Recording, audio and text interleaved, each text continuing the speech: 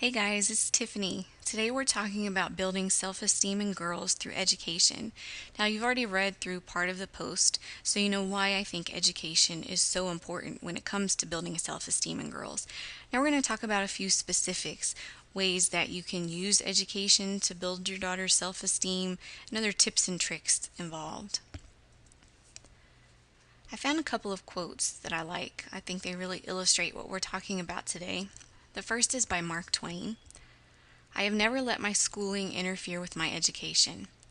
I don't care if you homeschool your daughter, if you send her to private school, if she goes to public school. It doesn't matter. Schooling does not equal education. It is a part of education, but telling yourself that by doing this one thing you are giving her the education she needs to succeed, that's not necessarily the case. The second is by Brigham Young. You educate a man, you educate a man. You educate a woman, you educate a generation.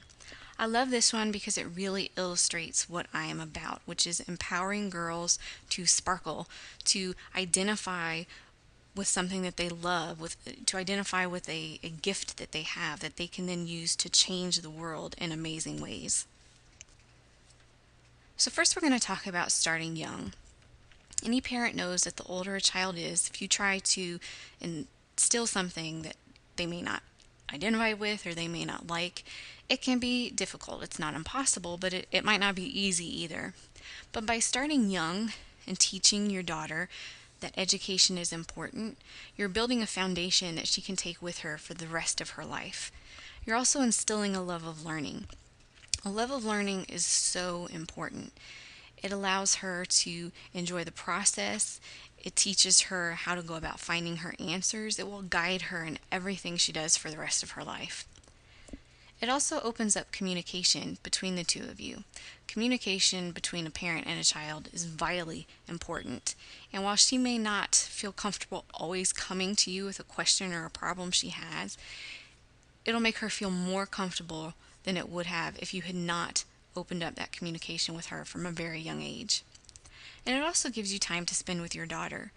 We only have them for a few precious years, and any time that you can use to spend with them, to get to know them, to help them develop into the person that they were meant to be is just awesome.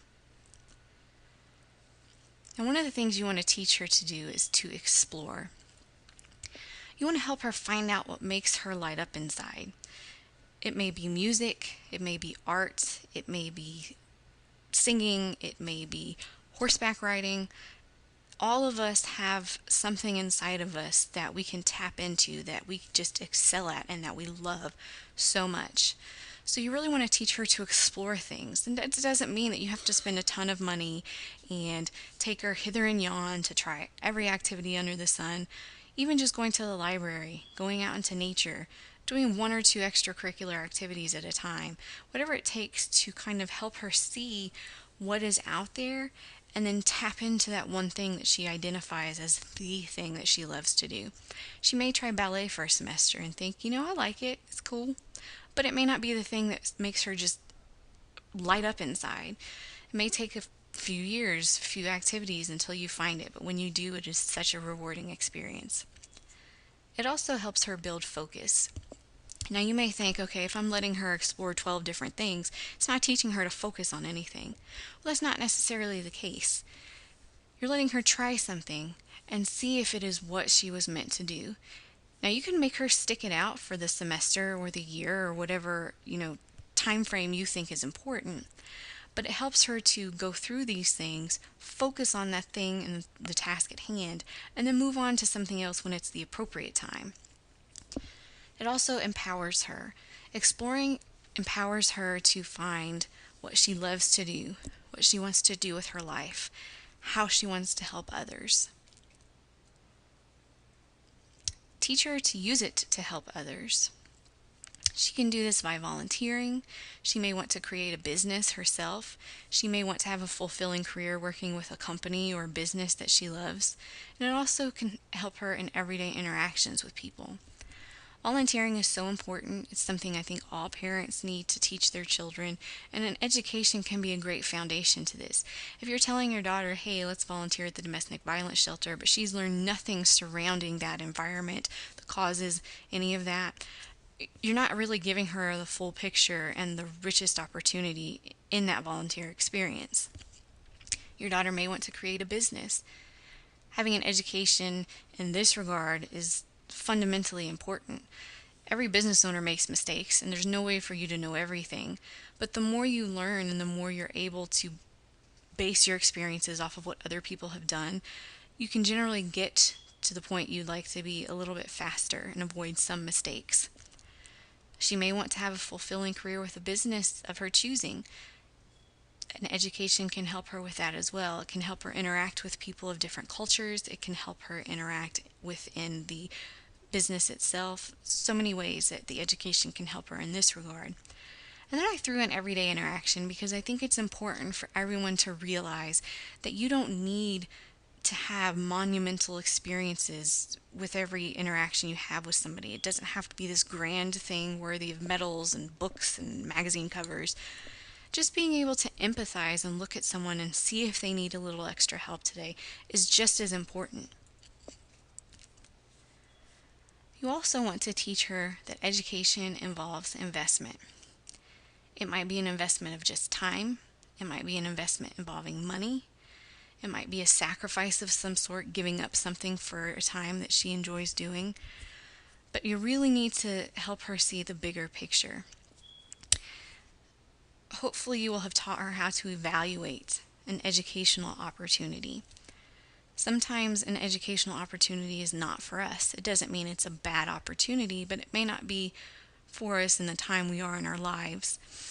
So once she evaluates an opportunity, it's great for you to teach her that she will have to invest something to get the best possible return out of every experience that she has. And if she looks at the bigger picture in the end, she'll be able to identify how this educational opportunity will help her reach her goals. Teach her to take risks. Now, below this video, I've linked to a blog post I wrote a year or so ago about raising risk takers. I think it is such an important thing for a parent to do.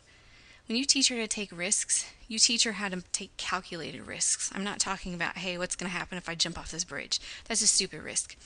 You want her to be able to evaluate the situation, evaluate potential outcomes, evaluate how it helps other people, and then take that risk. You want her to be able to stretch herself.